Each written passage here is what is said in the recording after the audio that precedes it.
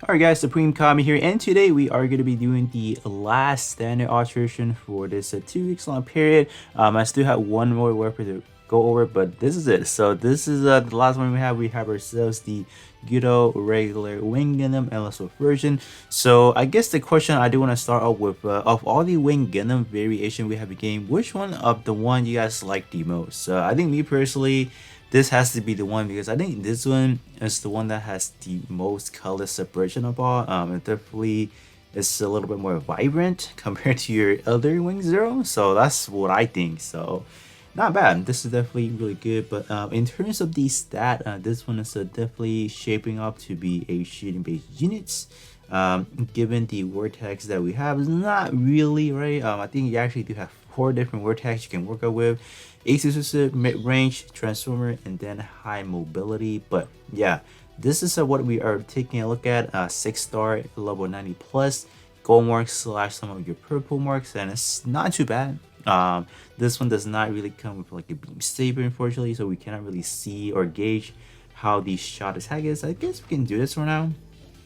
So you can kind of argue that the melee stat should be higher. Granted, if we don't have the ace exclusive active, so pretty interesting right there. So let's actually take a look at it after alteration just to see are there anything worth getting. So let's see right here. So I think right off the bat, the auto repair alpha now is just shaping to be a very valued EXQ in my opinion, because this one is going to be continuously recover 10% of your armor at a time. So clocks out for 30 seconds. Why this is becoming more important than before?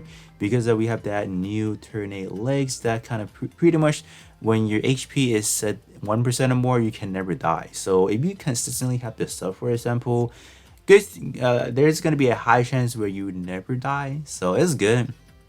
That's why I think this is shaping to be a really good EXQ, just for a buffer type EXQ. In terms of the stat, is actually not even that bad. 10k, and then you still have, you know, respectably good shot defense, so that's good. Great tag as well. High mobility, or excuse me, ace exclusive, and then mid range. I believe one of the RA72 one of the version actually has the exact same vortex and big skill as well, so you can definitely get a good sub slot going on right there. So that is not bad, actually not bad. It's actually starting out pretty nice here. Moving over to the torso now. I think all these side is actually quite respectively close to each other, with the exception of shot def or shot attack being a smidge higher. Both the defenses is actually, you know, nearly the same. So armor is quite high as well, always at 8k, so we love to see that. So the machine gun now is clocking in at B power. It used to be D power, so now it's looking at a B power, so that's good. It should be hitting really nice. So okay, pretty good. I think this one is definitely not too shabby. 4k and then almost 4k for the shot defense, so we'll definitely take that. Great tag as well, ace exclusive and then mid range. Coming down to the arms, let's see what's going on. This one not really looking too hot. Shot defense or shot attack is quite up there, but the defensive for the shot defense is like kind of questionable right there. Okay, this is good. I think I can take that. I would definitely accept this one. Long shooter job license, shooting power boosted by 40%, so that's good. We'll definitely take that. Definitely something I think people can kind of work out with, because if you guys do not already have like a better arm portrait, this is still good, still pretty valid in my opinion. Tag wise on that one is ace exclusive and then transformers, so same as this one, actually same as this one. This one, wow. Okay, the legs, they're good. They are good. Both the condition are gonna be for transformer. The first one is gonna be on EXQ power reduced, so that's good. If you happen to want to, let's say, just make your opponent a little bit weaker, this is the way to go. Just a little bit of EXQ power mitigation should be quite helpful. And then this one also does give you the 40 or the enemy shooting damage plus 40%. That's good. We'll take that. This is good. this turns out to be a really good, after alteration is really excellent. Okay, we'll take that. All right, so now moving over to the back part, let's see, that is pretty similar, so not really much to talk about right there. Okay, what are we looking at right here? This is we are looking at a what looks to be a outstanding alteration. Like, look at that. First trade was really good. We rapid category equipped shooting power plus or shooting power boost by 30%. So originally it was really good, but they want to add it. They want to add more on top of that. They want to give us a buff EXP effects up by 30%. Only for P attribute, but my gosh, this is good. Yeah, this is definitely something I will highly recommend to max it out if you guys do want to.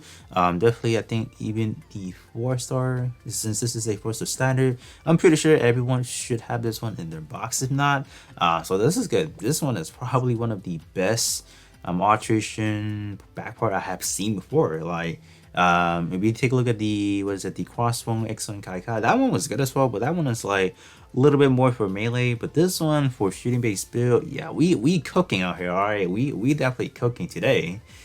Nice. Now look at the Buster rifle, 11.5k. That's pretty much where it should be sitting at now.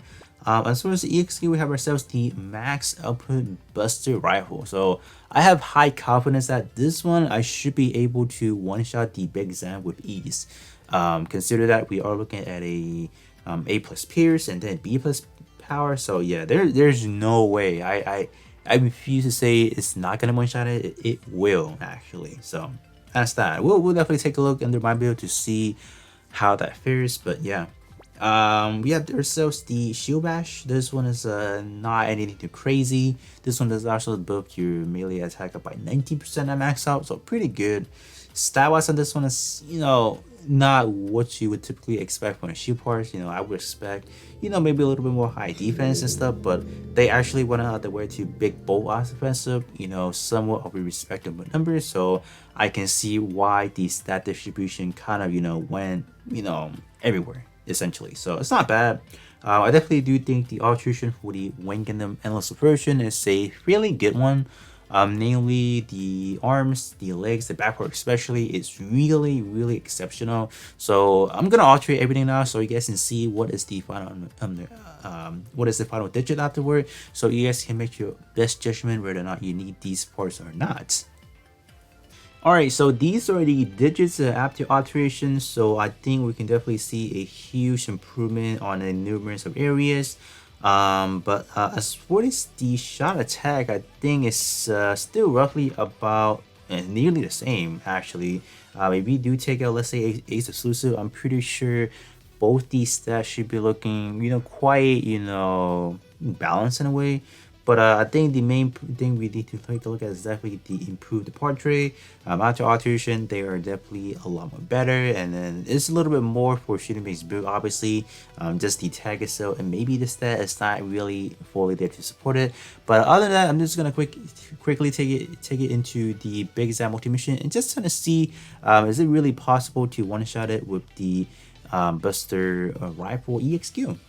Alright, so we are in the Big Zam multi-mission. So to kind of start things out with, I would be using the machine cannon first, because Big Zam does have like this big old like eye fuel generator. So I mean, like, if I were to do this right now, it would not pass through. So wow, yeah, like I tell you guys, there's no way the Buster rifle could not finish the job, because like this thing is hard. Like this is under what build I had, so obviously there should be no problem, but it's pretty good. I can kind of see that the machine cannon has high potential of actually maybe finishing the job as well, but we'll actually try that out as well. I think it can, but we'll definitely see how that goes.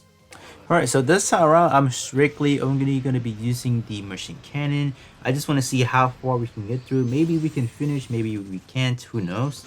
So just with 2 mags, we were able to kind of take it down to the main body itself. So still going. We got one more round.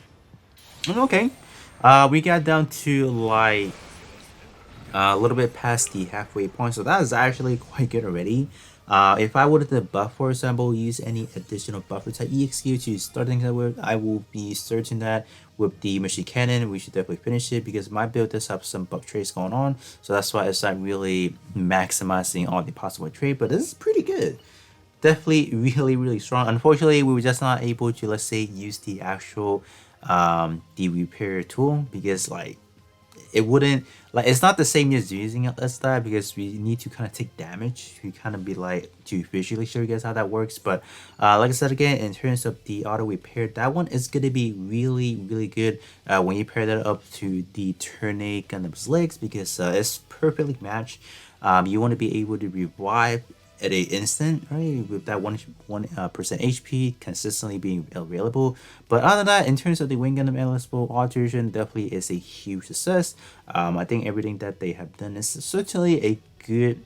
It's definitely putting it into good pace for the server unit, and this one being one of the more fashionable Wing Gundam, they definitely nailed it. But other than that, that's it for me, and then I'll be catching you guys on the next one.